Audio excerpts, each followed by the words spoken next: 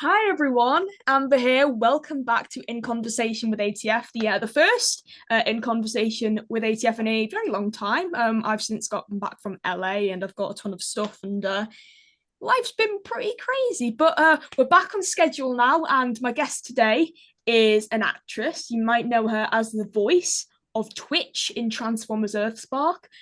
Zara in Be Cool Scooby Doo, Badyah Hassan in Dead End Paranormal Park, Ms. Marvel in a lot of Marvel media, so like different video games, TV shows, specials, that sort of thing, as well as Starfield, the video game Starfield, and also Craig of the Creek. Live action work includes Patricia in Insecure, Samantha in Big Little Lies, and many, many more. My guest is Kathreen Khavari. Hi. Hi. How are you doing today? I'm good. I'm excited to be chatting with you today. Sounds good. Yeah, I'm excited to be chatting with you today as well. The first sort of thing I wanted to bring up, which is probably a primary reason, I could just see my hair sticking out the back of my headphones. I'm like, no, that doesn't look normal. I know. I'm seeing this and I'm like, oh, what is this doing here? I don't even need a new cut. Yeah, Oh, it's it all looks fine. It looks fine.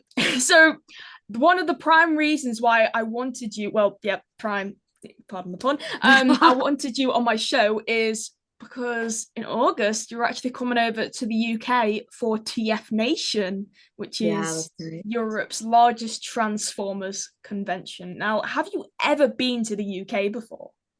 Oh, yes. I've been to the UK many times. I lived there for a year for grad school Oh, in wow. London. I went to the London School of Hygiene and Tropical Medicine, so I was there for a year for school for my master's, and then I started coming to the UK when I was like 6 because my uncle and my cousins live in the Lakes District. Oh, wow. So I go there a lot. I used to go there like every other year, and then really like whenever I can get over there now. But I do go to London. I try to go to London like every year or every other year because I still really Mm-hmm. love London so much. So yeah, I consider the UK almost like my second home. Oh, well, that's lovely. Well, Yeah, we're looking forward to having you over here. I'm really excited to be there again for work. That's very exciting for me. Yeah, definitely. But I went I've never last been to year. Birmingham, so I'm excited to. Yeah, that'll be a new area for me. Yeah, yeah, and it's my second time going to a TF Nation as well. And honestly, you'll have a lot of fun. Everyone there is really chill. I wouldn't even call it a Comic Con. It's more of just a gathering because it mainly focuses on the toys, and then you've got the voice Mm. actors, and they're just really chill. They just hang out with you maybe after the event and just stuff. They're just like it's like meeting up with a bunch of old friends. It is really nice, Oh, that especially sounds like really with the nice. panels and stuff. Yeah, you'll love Oh, it, I'm sure. lovely. I'm super looking forward to this. Sounds great. Well, I am. That is only in about 4 months' time. I can't I believe that. know. I I know know it's it's gonna be here before fast. you. Yeah, it Yeah. does. Yeah. Now, staying on the subject of Transformers, I would like to ask you how the audition process went of getting the role of Twitch in Earthspark. So I'm pretty sure. So we get, as voice actors, we get sort of like, and this is just regular actors too, actually, all actors. Mm-hmm. You just get like auditions and they come through and then you do them. And especially for voice stuff, like they're not necessarily labeled all the time, especially if they're like under wraps. They don't want Yeah. people to secrecy around it. So I'm pretty sure this one was called something else when I got the audition. It Mm-hmm. had a secret name. Um, and I sent in my audition, and I think when it came back and it was like, oh, they want you for this role, and it's like a new transformer robot. I was like, wait, it was so surreal to me because I didn't know what I was really auditioning for. I knew it was something big enough where they didn't want to tell me what the name was, but then for it to be like, not only is this for Transformers, but you get to be a new robot. That was just really, really cool. So that's kind of how it all went. And it would all happen like I want to say around COVID. Yeah. It was Yeah, I like was at the gonna. height of all of it. Yeah. Yeah, I was gonna say because it was revealed at sort of like San Diego Comic Con 2022. So yeah, it probably was around COVID. I'm thinking like that's 4 years ago. I refuse to believe that. I know. I know. It goes by very quickly. Time is strange. Yeah, and now you play this little bot. And now I play that little one. Yep. Yeah, Who he's I love. awesome. I love this little pin. I love it way too much. It's a really cool pin. I know, yeah. So for those who don't know, I went to Nickelodeon, and there were a few of the Earthspark writers there, and they gave me this pin of Twitch, and they were like, "Oh yeah, it's we gave these out to the cast and stuff like that, but we got a lot left over, so you can have one." I'm like, thank you. I'm gonna have a conversation with them. I'm gonna send a text today and be like, so where's my pin, guys? I need a Twitch pin. Oh, who was I spoke to? I think it was Dale Dale. Okay, yeah. Malinowski. Yeah, he was the one who gave it to me. So just I'll send Dale a message and be like, hey guys, next time I was at Nickelodeon like a little bit ago, not so long ago. So I'm Oh, gonna really? yeah, I'm It, gonna it is send them a little message.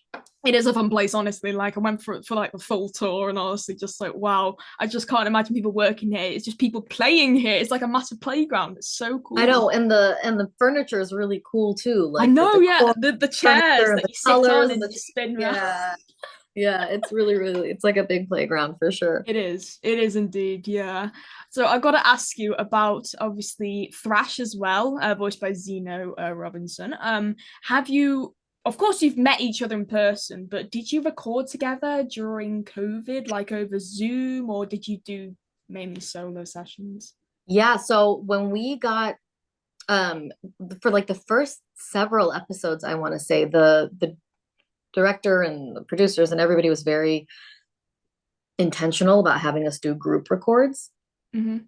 And so we did do those first few episodes were all group records on Zoom because we were still in lockdown. So we did get to all see each other. I mean, it's different than seeing each other, in person. And I didn't meet Zeno in person until we did Comic-Con together. And I think what was like 2022. Yeah. And then we just did one of our first in-person group records just a few weeks ago. It wasn't Wow. with everybody, but it was a few of us. So that was really, really cool too. Although I was still in a different room because there was overlap in our dialogue. And so I still had to be like I could see them through the window, but we were all together. I was hoping to catch a glimpse of someone when I went. Maybe I was like, maybe I could see some people recording Transformers. No, I didn't see anyone. I didn't see any voice actors. Yeah, yeah. Oh well. The records Yeah, are sort of spaced out, so yeah, definitely. Now, forgive me for asking. I can't remember which human is Twitch paired up with. Is it Robbie or Mo? I can't remember. so I'm paired up with Robbie. Robbie, yeah. Yeah. I believe it's name's gone blank on me now. Is it? I think her name's Sydney. Sydney Michaela. Is Sydney that her name? Michaela, yeah. Who voices Robbie? Yeah. So what was it like to sort of work with her as well? Obviously, because sort of Robbie and Twitch are kind of bonded with each other. I've only seen a few episodes of Earthspark, so I don't really, understand the whole process of like, the bonding and why Megatron's a good guy and stuff like that. Yeah, so they are bonded through this apparatus that's on that basically links their emotions to one another, and so they can all feel Robbie, Mo, Twitch, and Thrash. They can all sort of feel one another's emotions who they're paired up with, and it's like they're learning what it means to be human with those emotions, Yeah. and Robbie and Mo are learning what it means to be Twitch and Thrash, so they're all kind of like going through this growing, they're growing together and they're learning from each other, and they're really like the fact that Twitch and Thrash aren't full, they're these hybrid robots that are new, and they're different than the classic ones, and so they have just sort of a different way of functioning and learning, and because they're earthborn, it means it's a whole new world for them, a whole new world of emotions and of just sort of learning what it is to be a mix of human and robot. Yeah. I totally understand that. Yeah, I kind of have a bit more of a grasp on it now. If you get what I mean. Yeah, So, were you familiar with the franchise before you auditioned for Twitch? Had you I watched oh yes, I was. Transformers? I mean, I watched a lot as like a very young child. I loved I think I had a couple of the toys too, but I was also one of those kids that watched everything.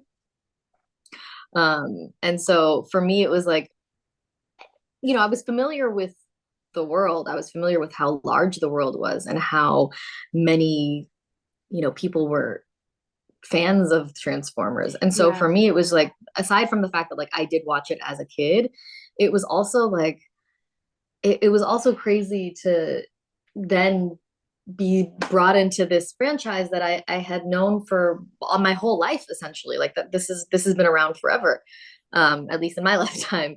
And yeah, it was definitely surreal. And then to come off, I had just come off the heels of like Ms. Marvel stuff too. So to be in these kind of like two different worlds where I'm a new superhero in each one, yeah, that was pretty incredible. And for me to a voice be the first voice of Twitch, it was I mean, I'm still, it's unbelievable to me. I was gonna say yeah, because Twitch and Thrash were made exclusively for the show, so they're like sort of like the new kids on the block, and the sort of Yeah, way yeah. like how you grew up. Excuse me, I've got an itchy head at the moment. I don't know why. Um, to sort of have sort of the G1 verse pair with the Earthspark verse, and then you potentially grew up watching G1. That's like a nice little link. It all comes full circle, I think. Yeah, no, absolutely. Yeah, it's really, really cool to uh be part of a next generation of Transformers. Yeah, definitely, definitely, I agree. So I want to take it all the way back now to when you first started acting. Now, tell me your story, Kat. Well, I'll call you Kat. It's Yeah, yeah, of it course. kind of floats. Kat Kavari. Yeah. Okay. No, people call me Cat all the time. Um, wow. Okay. I wanted to act since I was like a little kid, Mm-hmm. and I'm an only child. My parents weren't like thrilled about the idea. So um, they were like, okay, well, go ahead and get your degree in something unrelated, and then you can do whatever you want. And so I really loved the field of infectious diseases Mm-hmm. because I had watched the movie Outbreak as a child and was obsessed with it in like an unhealthy way. And so I was like, all right, I'm going to go to school and study like public health, infectious disease control. So that's Mm-hmm. what I did for undergrad. And while I was in undergrad, I also, at UC Berkeley, I was also taking theater classes, which I loved. But then at that point, I was like, well, that's impractical. Let me continue down this path, which is why I ended up in London a year later. Once I graduated, I ended up doing my master's in London in the control of infectious diseases. Mm-hmm. And then I was, my school was like right next to RADA, and I would always like Wow. I would always like longingly look out at the students while my bus passed by RADA and being like, I need to be there. And we also got like really great discounted theater tickets as students in London. And so I would like take in a lot of theater. They were also like really great seats. Mm-hmm. And it was like nagging and gnawing at me, this desire that wasn't going away. So I called my mom and I told her, and she was like, all right, whatever. You've gotten your degrees, just come home and do whatever you want to do. So then I came back home to Oakland, California, and I worked in public health. And then I decided to do whatever I could in terms of like getting my hands on like student films and local like regional theater and um, classes, nights and weekends. And so I did that, and then eventually I quit my job and I moved to New York and I started doing like more stage stuff, which I loved. And I was in this off Broadway show called You Are Dead, You Are Here, where I played like a couple of different characters. And after the show, people would be like, oh, we didn't realize you were the same person. Like the same person played both characters. That's so cool. And at the same time, I was really, really frustrated with my managers because they kept wanting to send me in for like very stereotypical Middle Eastern roles that were really dangerous stereotypes. Yeah. Um, so I decided to like write a short film where I played 11 different characters, having sort of like an identity crisis. So I made that short film. It was called Brain of Terror. I put it up on YouTube. I sent it to a bunch of publications, and then it ended up going viral.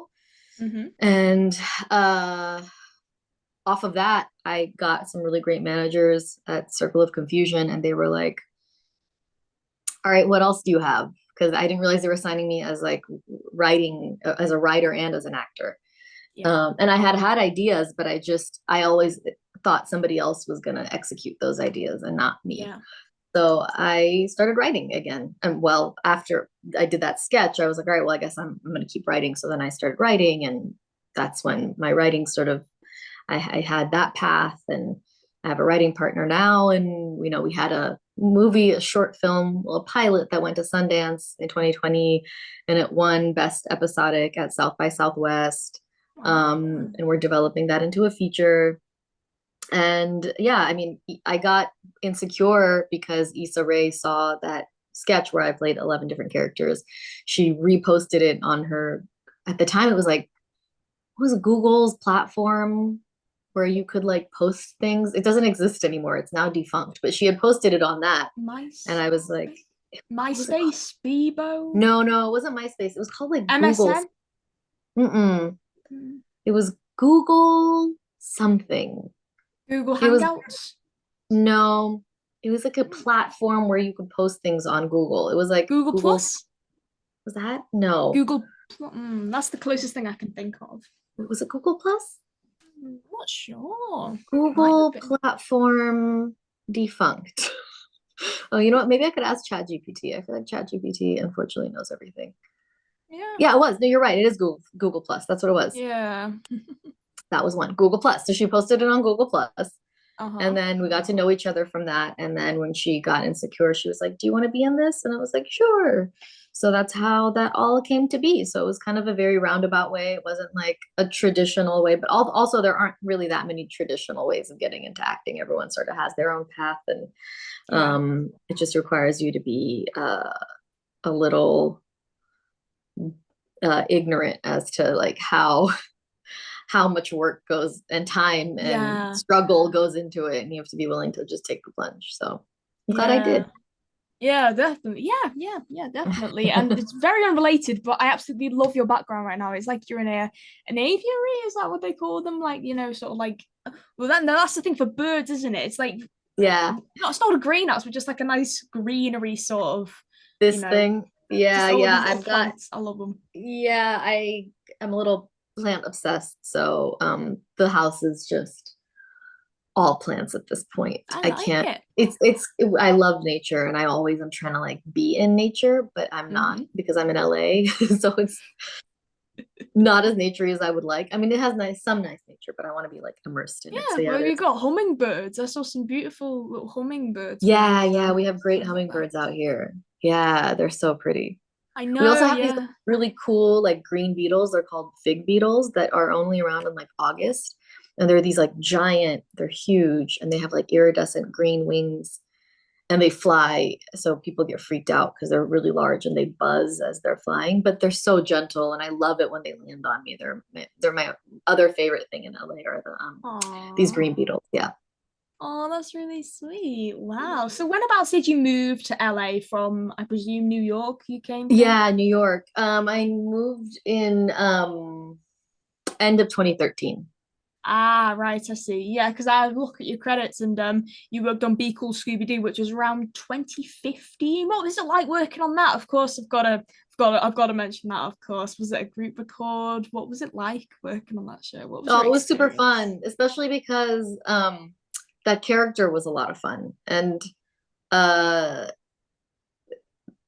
the director at the time was just like, okay, like less affect, like just even less, like just be really bored, like extend your words out as much as you can. And that was just really a fun character to do because she would just go really slow, and she would just be like, oh my God. And it was like it was such a ridiculous voice. It was super fun. And then watching it afterwards was so fun too, because I didn't know what it was gonna look like, but it worked so beautifully. Was it a group record or was it solo? It was, oh God, it was so long ago. If I you can think it was remember. a group record. I think it was a group record. Ah, so you would have probably met Frank Welker then. I may have. Maybe. I don't I know. can't. I don't recall. It's really You know bad. what I it is? know the thing about these It's things is all that right. It's like fine. you record them so long ago and then so much happens in between that you're just like, I don't even know what I recorded half the time.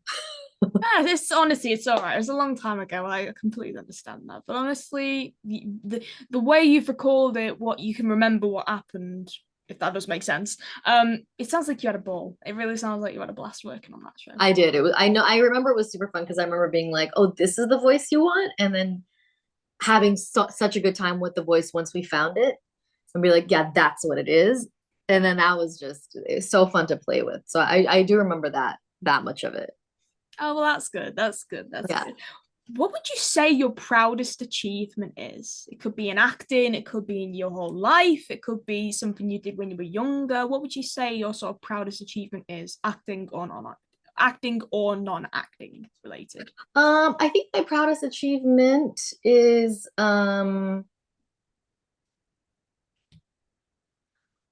probably like all the great friendships and that I have in my life.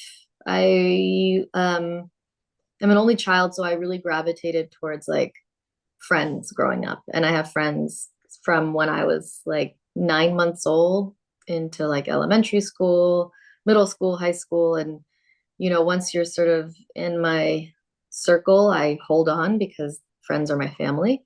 So I'm really proud of those relationships because they're the most enriching. And, I know that I have people that I can lean on if I need to, which is again a big deal when you don't have siblings, when you don't really have like family that's close by. Like I had my parents, but that was it. All my other family sort of like spread around Yeah. the world. So yeah, I would say that's probably my biggest accomplishment, my relationships.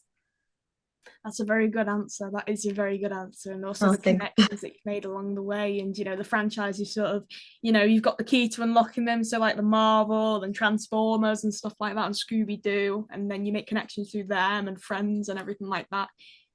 Yeah, it's really lovely to have to find good people. I mean, I think there are, I throughout my life I vacillated between like everybody sucks to like no, everyone's great to just sort of like everyone's just trying to figure it out. We were all put on this planet just sort of like haphazardly, like as far as we know, we didn't have control over it. And so it's just like everyone's just doing their best. And if you can like find good people to, bring into your world and have just like real loving relationships, that's the most important thing.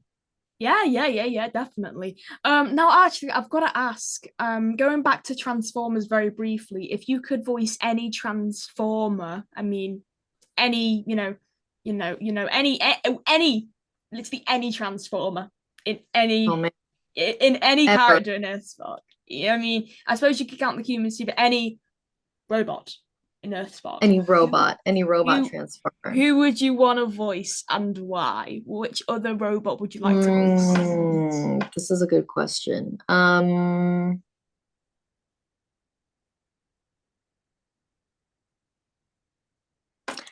will say I have a real soft spot for Jawbreaker Jawbreaker, yeah, he's just because I sharp. mean Cyrus does such a good job with that voice too because he's so endearing. Um and I think it's just such a sweet endearing character and I just love I just love what he brings to it. Uh so maybe like Cyrus's version of Jawbreaker. I want to do Yeah. Cyrus's Jawbreaker. Yeah, I've just quickly googled him, like, and like I had a look at him, and he's like a year older than me, and then I'm just thinking, I'm just like, it's no, it's honestly just crazy because like I'm 20 now, born in 2004, and then I'm thinking, oh, such and such was born in 2003. Wow, they're not that old. Wait, they're 21. Ah, It's just, I'm just, what do you say to that? It's just absolutely, it's mad. Honestly, it's just something. What are you supposed to say to that? I know. It's crazy when you have these little discoveries. Yeah, very, very crazy. I think it's because, I mainly classify myself as a kid at heart. And, everyone's a kid at heart, I Oh, think it's totally. really, I mean, I feel that way all the time. yeah, I've got like shelves of Transformers stuff. I collect things and, just like my room is like sort of a pop culture palace. I mean, I don't, mine is not a pop culture palace, but I also have very like, fantasy child. I have a lot of mushrooms everywhere, like a lot Hmm. of just like little mushroom figurines everywhere, and like a little frog sitting on a book. I mean, sitting on a rocking chair reading a book. There's just a lot of like childlike motifs in the house because I too will never let go of my childhood. So I completely understand Me that. too. So, Kat, I've got some questions now from some of my Mhm. friends Okay. about Twitch. So the first one is from Gemma. She'd like to know, are there any other aerials, bot or con, that you would like to see Twitch interact with? Oh wow. What a good specific question.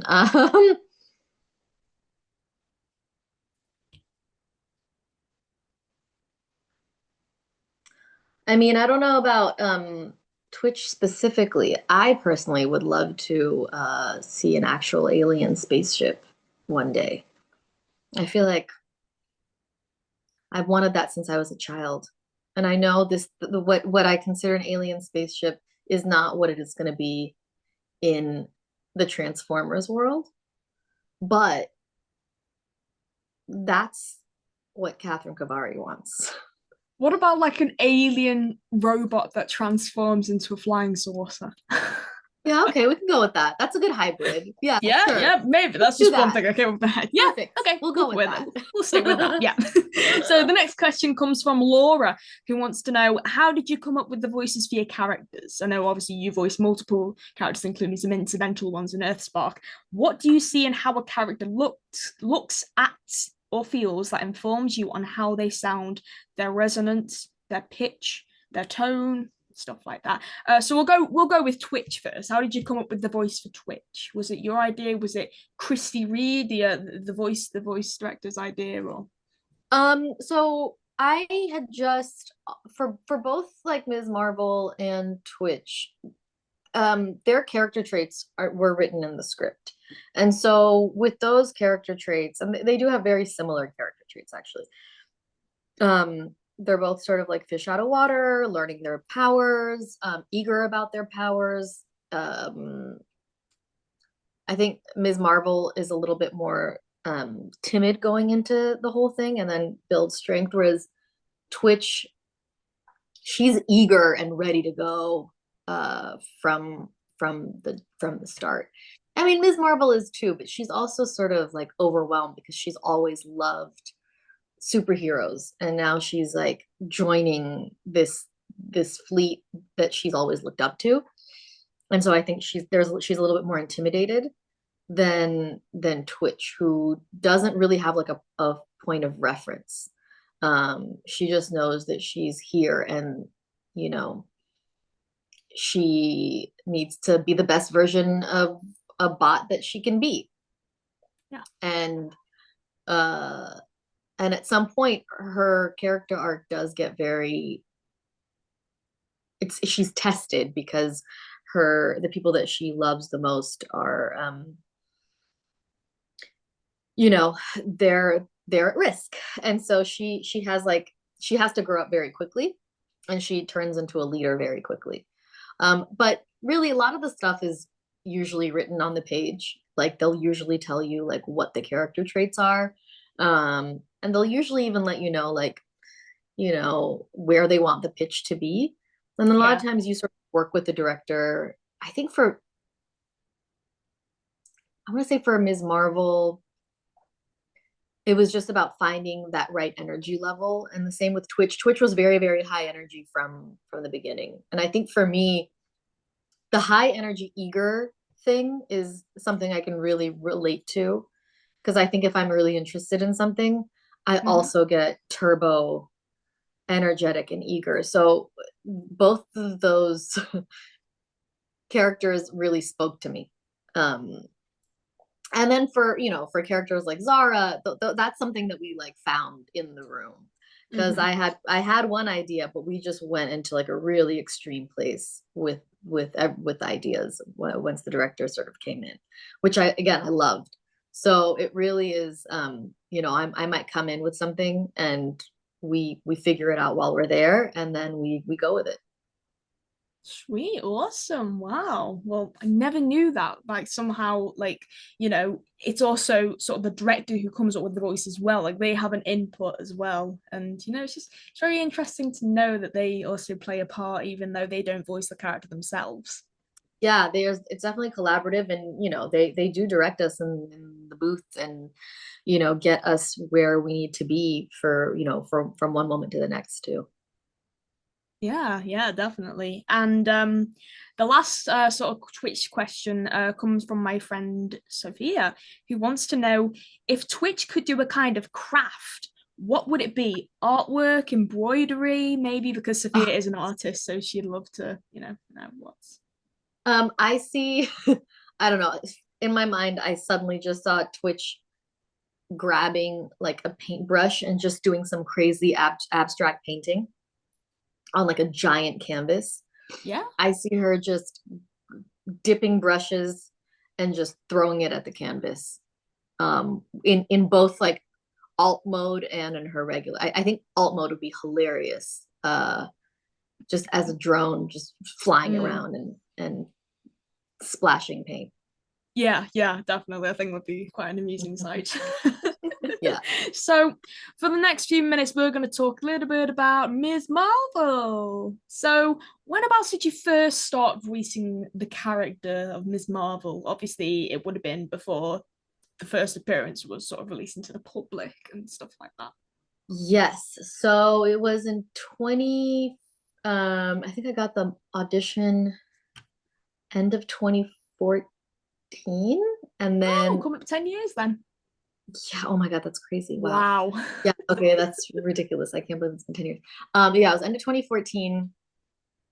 And then I did the first iteration of Ms. Marvel in 20, so I recorded at the top of 2015. Ah, right. Um, and that was in Avengers Assemble. Mm-hmm. And she was in Avengers Assemble for several episodes. She also was in Black Panther's Quest. Mm-hmm. And then we went into Marvel Rising and all the Marvel Rising stuff. Yeah. So yeah, it was top of 2015 when I first recorded a Ms. Marvel voice. Wow, wow. And what similarities do you see between you and Ms. Marvels in personality wise and stuff like that, sort of? Yeah. Yeah, I think Ms. Marvel's like closeness to her family, her not wanting to like culturally we're very similar, like not wanting to disappoint her family, sort of like the growing up first generation, your parents are immigrants, like all those things were very, very aligned. Um, and family coming, having a Muslim background. Yeah. Uh, there were so many things, but aside from just the the traits that were aligned, it was also just Mm-hmm. like her coming into the world of superheroes, having been a huge super fan of superheroes. And Yeah. I think that's sort of how I felt when I decided to make that transition from being in public health to then going into acting. It was Mm-hmm. like, oh, I'm finally in the world that I want to be in. And so like the pressure of that, but also the excitement of that. I felt like I could really relate to Ms. Marvel in that, because she's, walking in and like she's seeing her heroes and she gets to, work alongside her heroes, but also is like so terrified of it and so scared of ruining everything. So yeah, I mean, I think all of those traits really spoke to me with Ms. Marvel. Sweet, wonderful answer. Do you prefer voiceover work or live action work? Um, I mean, they both have their own pluses and minuses. Like I Yeah. love stage work, I love TV film, and I love voice. I think each one sort of like serves its purpose and has its like its joys. What I love about voice work is that um, it's really fun. Like it's just a very, very fun medium. And um, I don't have to wear makeup when I go in for like a voice record. I don't have to Yeah. like really care about what I look like. I can just, a lot of times now that I have like a home studio, I'll just like roll out of bed and get into my closet and put my headphones in and like do my voices. And it's just fun because I do voices anyway. Like I talk to myself a lot. I do a lot of accents by myself. Um, I'm constantly living in the world of voicing things. And Yeah. so it's just a very natural transition for me then to like, do voice acting. That's why I gravitated towards it because I knew I was going to have fun with it. And that I wanted that fun. Um, and then, live action is just also, uh, it's a lot more like in some ways it's a lot more subtle. Like with the voice, you really have to like show a lot of emotion in just your voice. Yeah. But with live action, you can rely on your facial expressions and rely on the subtleties, especially with TV and film. And then with stage stuff, it's like you get to you get to be a character for like a whole whatever hour and a half, 2 hours, and stay in that character. And Can that relate. is, hmm? Can relate. I was a stage actress for Oh, 3 okay, years yeah. and So you studied get at a it, yeah, college. Yeah. yeah. And that there's something really, really fun about that because that's like a real immersive experience, and like that's kind of like why you go into acting to begin with is because you do want to embody a whole character for a long time. Whereas if you're like on TV film, they're yelling cut a bunch of times and they're changing camera angles, and it's just a different experience. So Yeah. each one has its own merit. Yeah. Kat, I'd like to ask you, would you like to do more live action work? Oh, absolutely. Yeah, yeah, yeah, for sure. Yeah. I always would love to do more live action work and more stage work. I'm really like feeling this the pull of the stage again. Ooh, sweet. Yeah. Wow. So Yeah. that leads me to my final question. The big question, right, Kat? I want to know, just for fun, if Miss Marvel and Twitch were to meet, how do you think it would go down, and what do you think would happen, and why? What would you think they talk Oh, about? You know. I think they would be the best of friends. I think they are so similar. They both have, I think they would probably be really, really annoying to everyone around them because it's like I mean, I feel like it's like meeting your like a twin where you're just like they have so much in common. They have so many great personality traits that they're both extremely eager. They're both, maybe they would even get on each other's nerves a little bit because I think Twitch can be a little turbo with when she takes something on. But I think they would just nonstop talk and be excited and eager and try to like find the next thing to do together and you know uh uh, they'd want to save the world together and do the best version of that and push each other to be the best version of themselves. Like I think they would actually be really, really sweet. It would be a really very sweet friendship. That's wonderful to know. I'd love to see that happen in a future I know, I would too. episode. I really hope that does happen because that would be Big so cool. cross. Yeah, right.